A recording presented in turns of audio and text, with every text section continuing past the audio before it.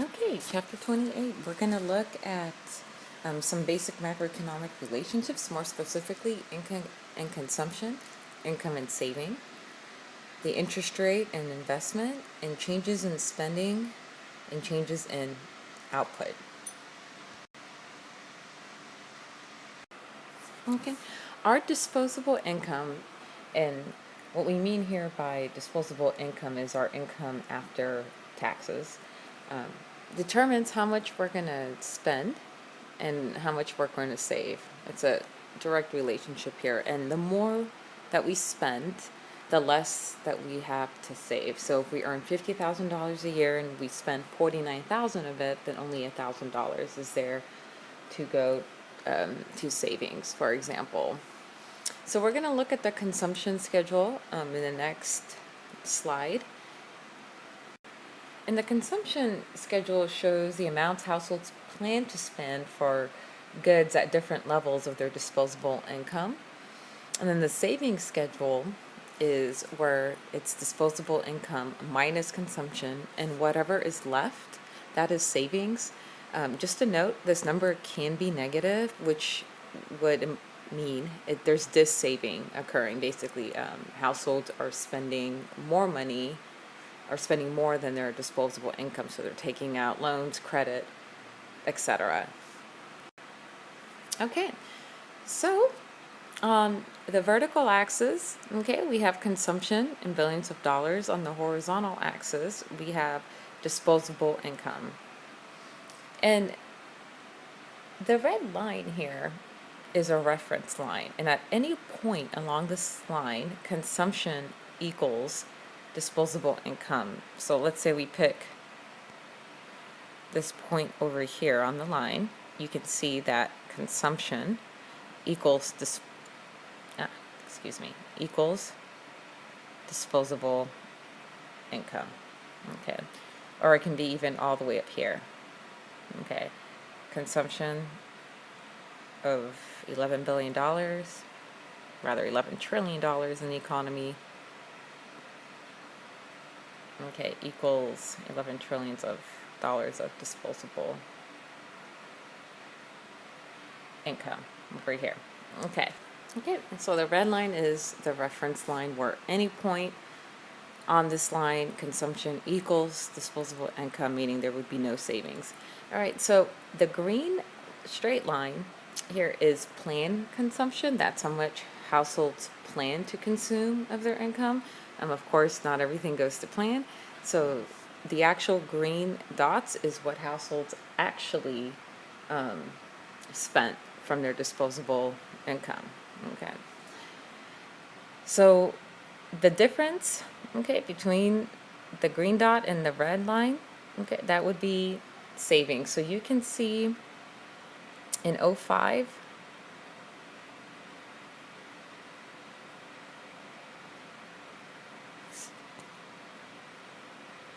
'06, '07, even '08, okay, saving was very minimal. Especially in 2005, the green dot was almost right on the reference line, meaning the average American didn't save money. So it's very little saved here. And then the financial crisis occurred, and people got spooked. Okay, with the Great Recession, they were afraid to spend. They were unsure about their jobs, etc. And so you can see that saving started to increase. The distance between the green dots, actual consumption, and the red line increased over here. Okay, and if we were to look at it here in chart form, okay, we can see column 1, level and output. So we have here 370 billion. Consumption was actually 375 billion. So we have this savings occurring. Okay, so savings would be output minus consumption, and here it's -5.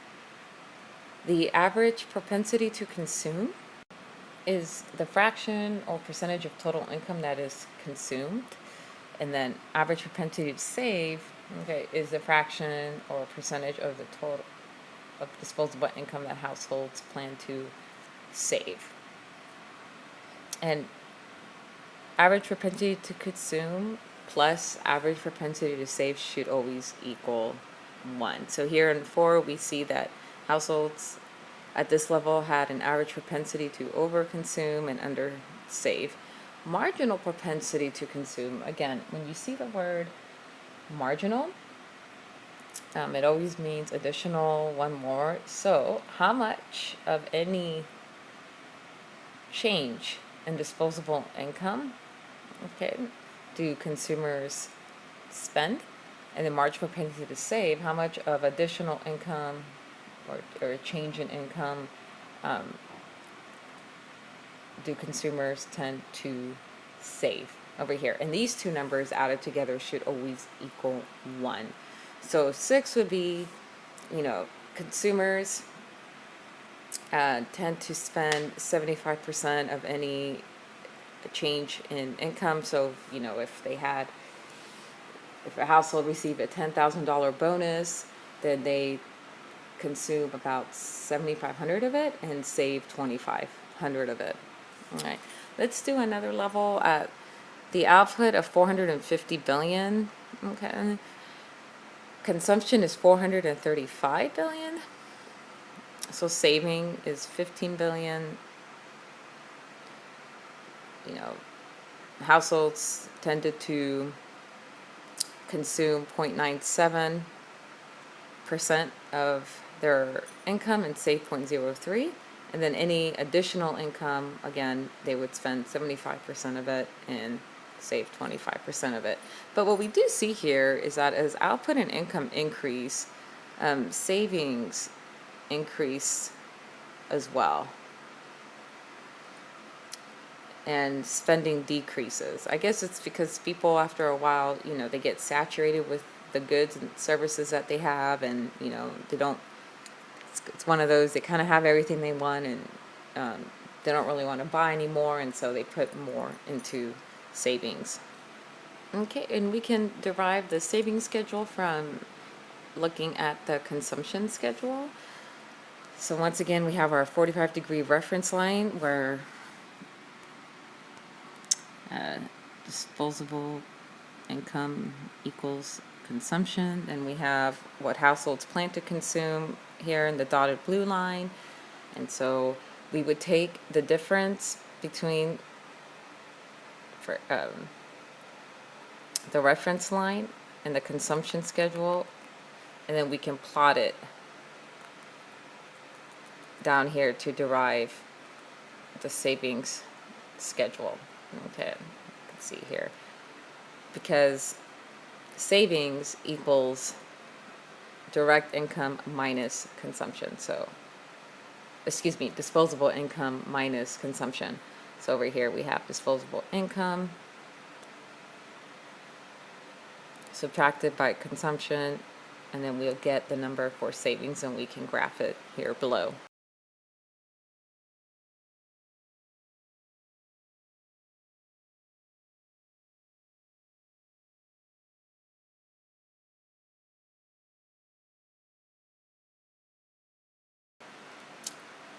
All right, so let's have a little bit of math here.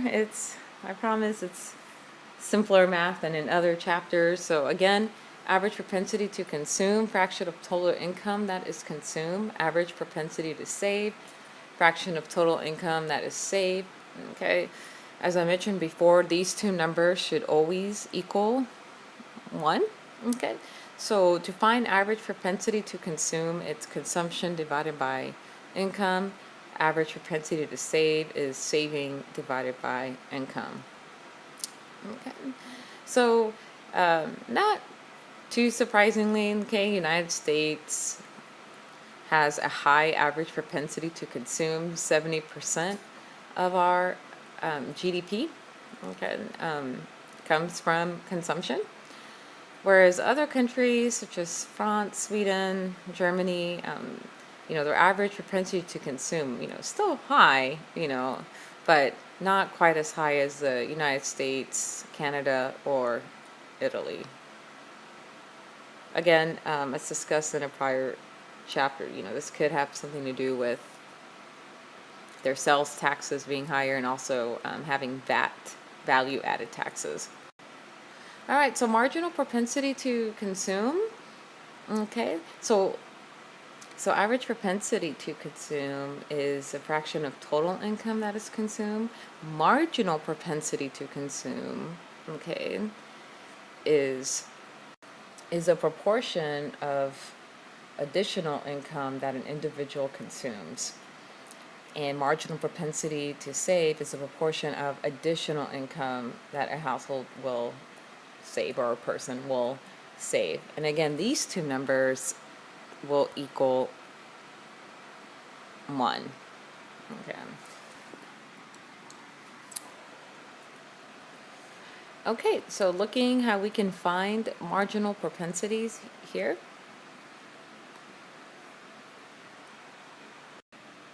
And remember, I'm just going to write the formula here for reference. Triangle always means change in consumption divided by change in income. So we see here on the horizontal axis we have disposable income, and the change is 20. And the change in consumption was 15, which will give us a marginal propensity to consume. So households tend to consume 0.75 of every extra dollar they receive.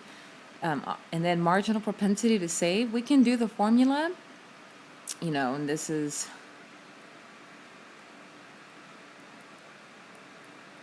change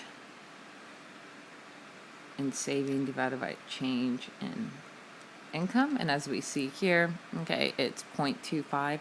Or you could have just figured it out by marginal propensity to consume plus marginal propensity to save should equal 1. So if marginal propensity to consume is 0.75, then marginal propensity to save has to equal 0.25. And this is, households tend to save 0.25 of every extra dollar they earn. Okay, so the main determinant of how much households spend and save is disposable income, but there are a few other determinants that do have an effect as well. And the first one would be wealth.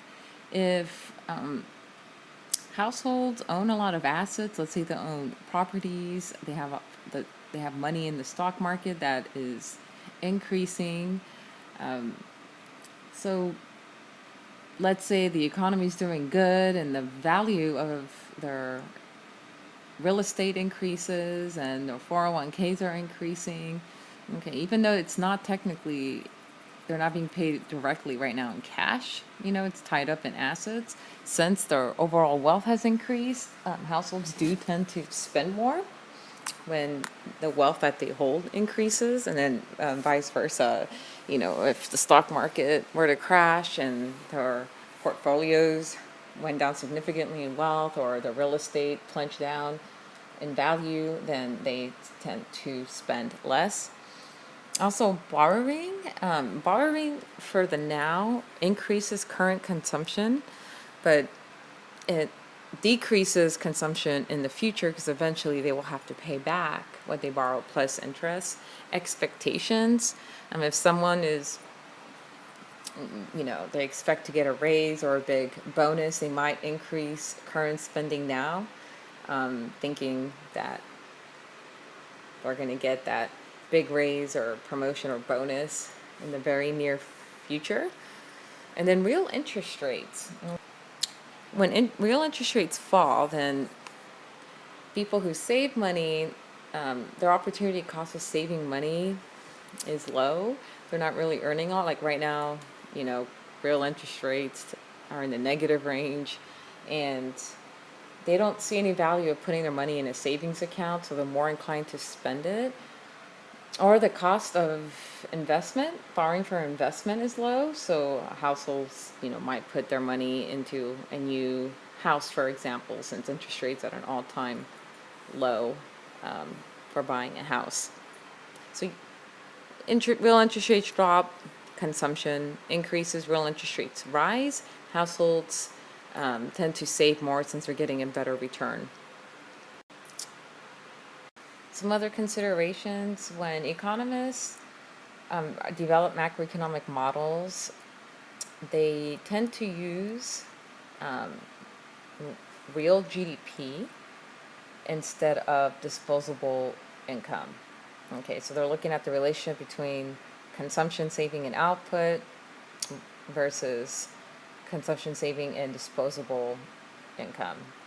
And so those models will look different, and they shift the consumption schedule and the saving schedule.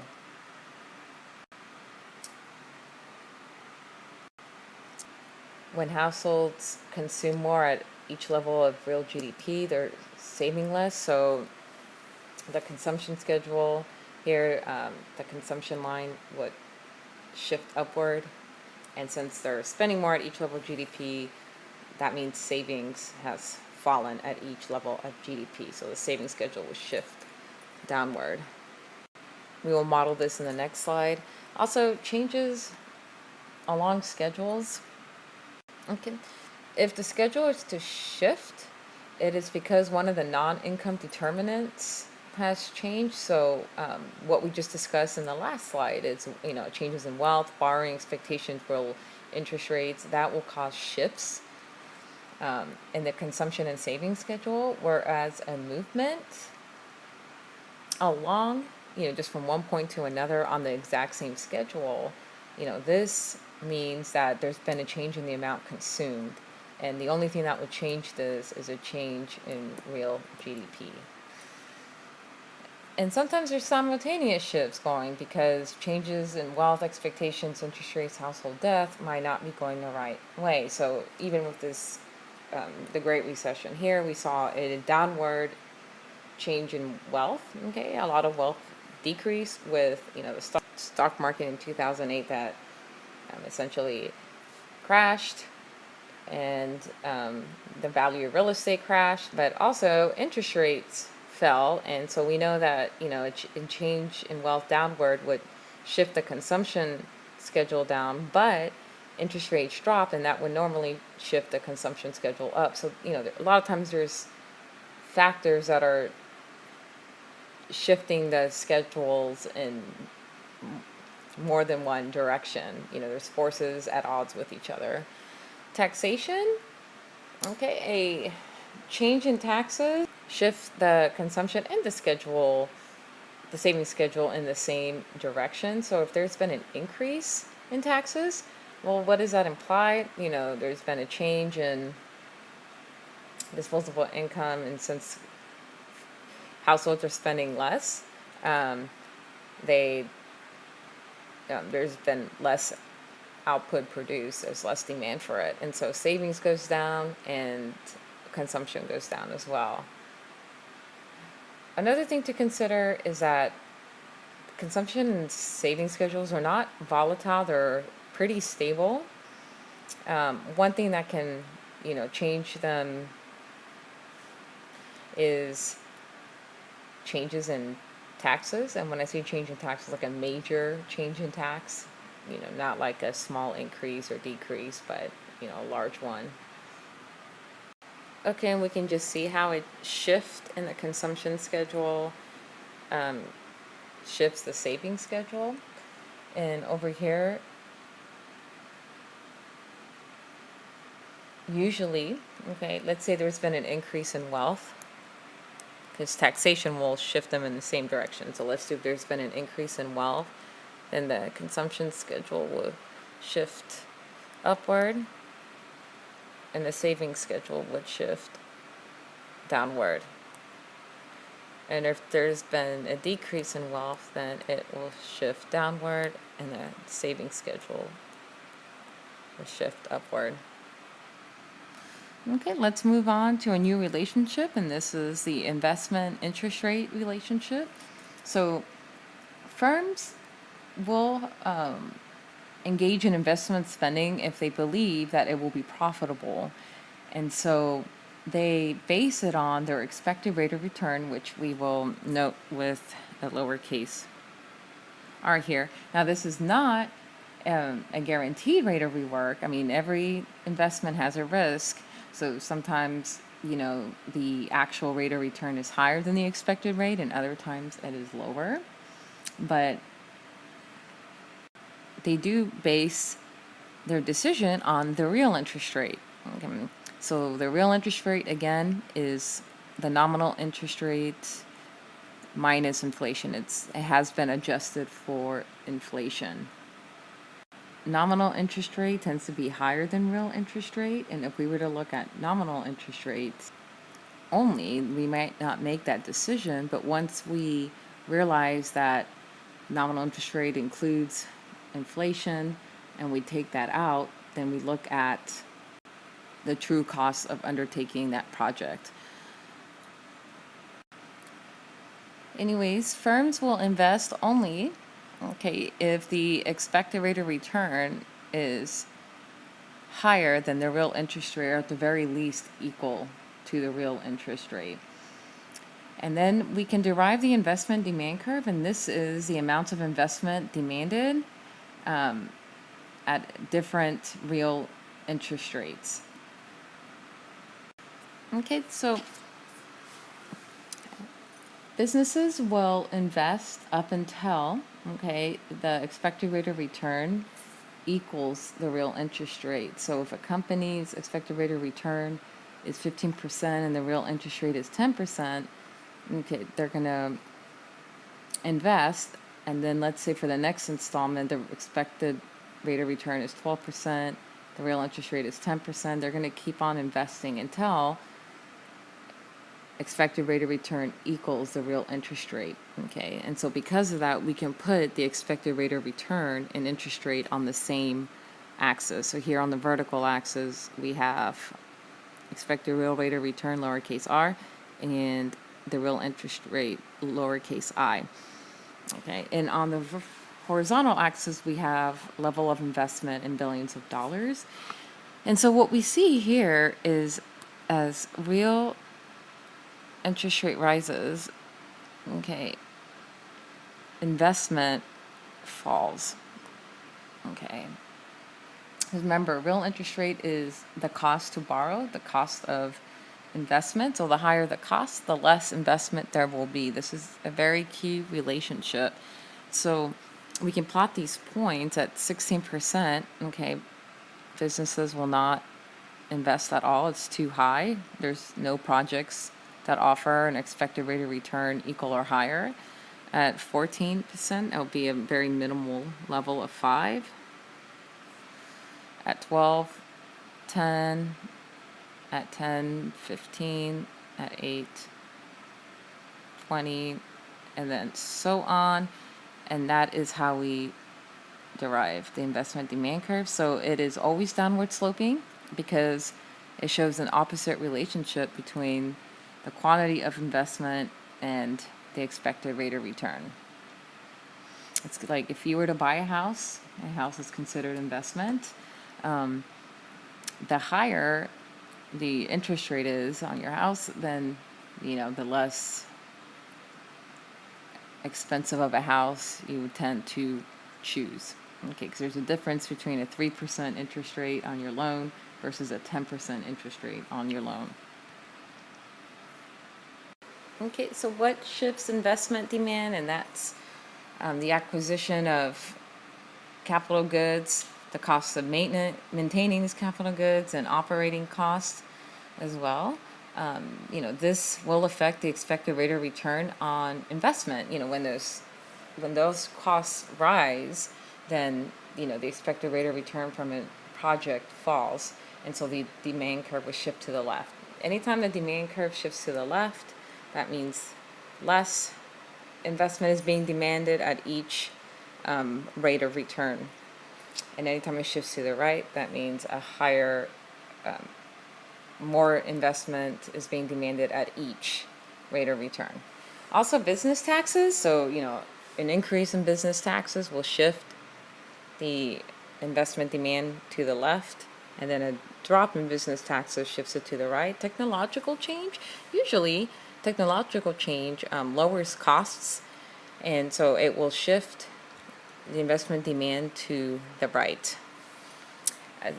Current stock of capital goods on hand. If companies have produced a lot of goods and it's still in the warehouse and they're not quite selling it as fast as they are, then firms kind of take this as an economic slowdown, and they don't want to invest in new projects to produce more goods until the current stock has been sold. So a higher stock shifts investment demand to the left, a lower stock shifts it to the right. Okay, if firms are planning to increase their inventories, they want to produce a lot of goods and keep it in their inventories until it's time to sell, then that shifts investment demand to the right. Like this year, we're going to produce this many Xboxes, for example, and if they plan to decrease the inventories, it shifts investment demand to the left. That means that they don't need to produce as much. And of course, expectations as well. Expectations of future sales. Firms have been seeing a rise in their sales every year, and they feel the demand for the product is only going to increase. Then they're going to increase investment spending today in order to be able to produce at the higher level of expected sales. And if they believe their sales are going to drop, then investment demand shifts to the left. Okay, so ID1, investment demand 1. Okay, this is a shift to the right from the status quo here of ID0. So this would be an increase in investment demand. And then ID2 from ID0, that's a decrease in investment demand. It's a shift to the left. Okay. And so investment is different in every country. So we see South Korea has a very high percentage of GDP as investment, whereas the United States is about 10% lower than South Korea is. We're about, 14, 15, and South Korea is almost approaching 30%. And this is for different reasons, and it can be due to policies and goals and what drives a nation's GDP. Okay, so investment is the most volatile component of GDP. It's very sensitive to current economic conditions and also to anything that was unexpected. We'll see in the next slide just how volatile investment is in relation to changes in GDP. There's all sorts of factors changing that affect business conditions. So any changes in exchange rates, any type of trade barriers, legislative action. So, election years tend to be very volatile because depending on who gets elected, they might have a different outlook on business and taxes. Changes in the stock market, for example, any type of geopolitical events, if we get attacked or if we go to war, for example, governments blocking mergers, etc. Also, durability. So, example, in times when the economy is not doing so well, firms tend to just patch up their current equipment and just repair it versus spending on new ones. So investment spending drops during this time period. And if they think economic conditions will improve, then they'll go ahead and usually bite the bullet and buy new capital equipment. And then there's irregularity of innovations.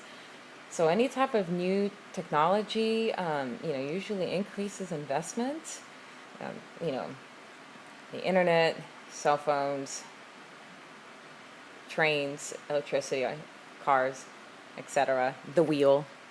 Okay, they'll usually increase investment spending, but then once the market becomes saturated with this new technology, investment tends to decline a little bit.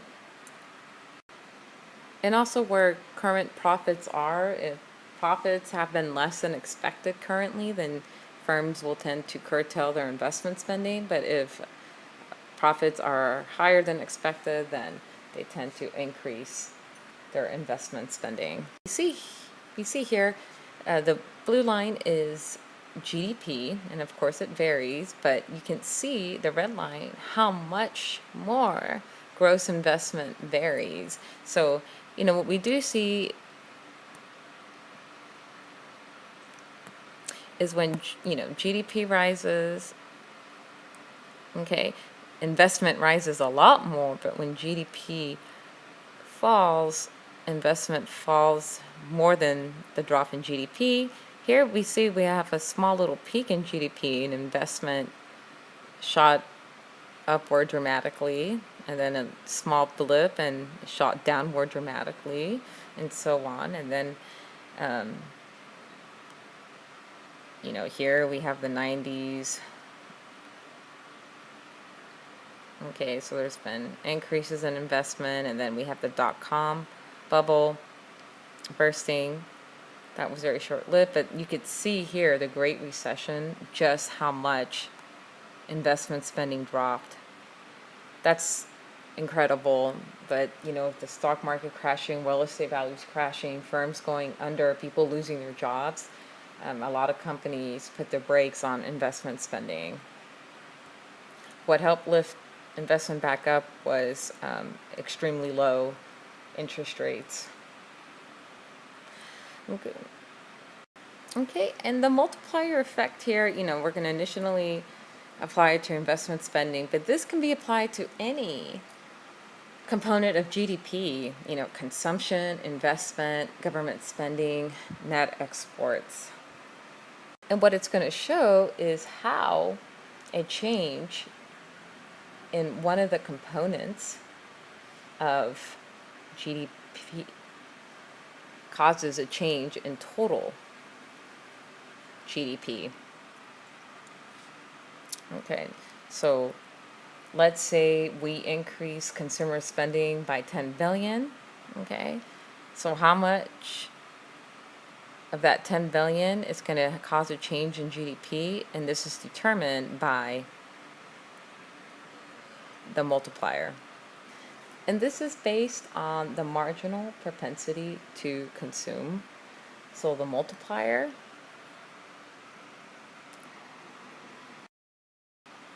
all right, let's look at an example. So let's say there's been a change in income of 5 billion. The marginal propensity to consume is 0.75. So the change in consumption, okay, once we multiply 5 by 0.75, has been 3.75. And therefore, consequently, the change in saving is 1.25. All right, so the second round is now consumption has increased by the 3.75.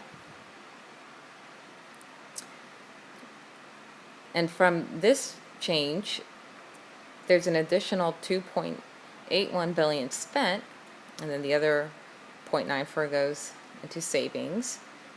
And so from the additional 2.81 billion spent, okay,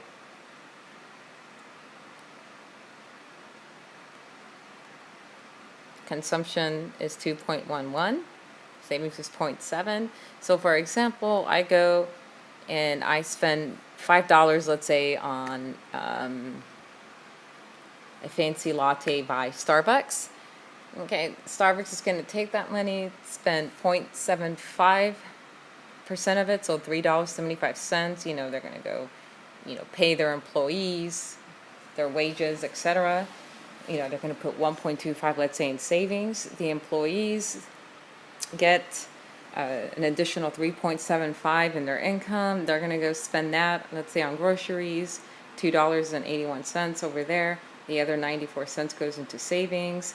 So whatever they bought at the grocery store, that goes as 2.81 and income for the retailers. So the retailers also, let's say, pay their employees and then put the other 70 cents in savings and so on. Okay, and what we get is over here that an increase in investment of $5, okay, leads to a total change in income, excuse me, not $5, $5 billion leads to a total change in GDP or income of 20, it's supposed to be 20 over here, billion. And the change in total consumption is 15, and the change in savings is 5. Okay, so the multiplier and the marginal propensity to consume are directly related. So you can look at the formula, and it's the same formula just stated two different ways, as 1 divided by 1 minus MPC, or 1 divided by MPS. Okay, so the larger the marginal propensity to consume is, then the larger of an increase there will be in total spending, the larger of an increase there will be in the change of total GDP. Why? Because the more that is spent, the more that GDP is affected. Remember that savings is not a component of GDP. GDP is C, consumption, plus investment, plus government spending, plus NX. Okay, so the higher the marginal propensity to consume is, then the larger the changes will be in GDP. And then consequently, the higher the marginal propensity to save is, if we tend to save more of extra income, then the smaller the changes will be in GDP.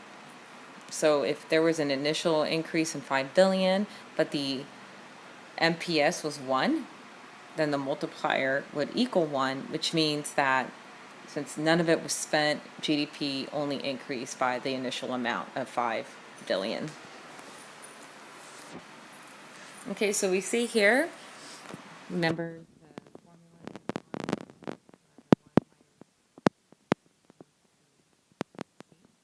So if the market criteria to consume is 0.9, then the multiplier will be 10. Divided by 0.9, so that's 10. If it's 0.8, then this would be 1, so it's 1 minus 8, 1 divided by 0.8, 5, and so on. So the larger the margin. Okay, so the larger the marginal propensity to consume is, and the larger of an effect that a change in spending in one of the components of GDP will have on overall GDP. And it can also work in the reverse. I mean, if consumption were to decline by 10 billion, then the multiplier could work or would work in the reverse too, where there's the result is a larger decline in GDP than the initial amount. Okay, what we find is that the actual multiplier is lower than the model assumes. We don't always spend the same amount at each round as we saw before that they were assuming. Also, consumers sometimes use that extra income to buy imported products, which takes away from GDP. They use some of that extra income to pay taxes, and also some of the increases in GDP from the initial amount spending could just be inflation. No economist knows exactly what the real multiplier is. Estimates range anywhere from 0 to 2.5. Okay, and just a little example is, one person is in a town and he decides not to buy a product and places it on Facebook, and it's going on this whole new not buying anything binge that, let's say he has this new philosophy that buying stuff makes you less happy, and everyone jumps aboard this philosophy, and it's like, you know what, I'm not going to buy anything either. Well, again, since GDP is dependent on C, I, G, and NX, okay, consumption falling would also cause GDP to fall as well, and so there's an economic downturn that is, or rather a recession, that is experienced by the town. All right, this concludes chapter 28.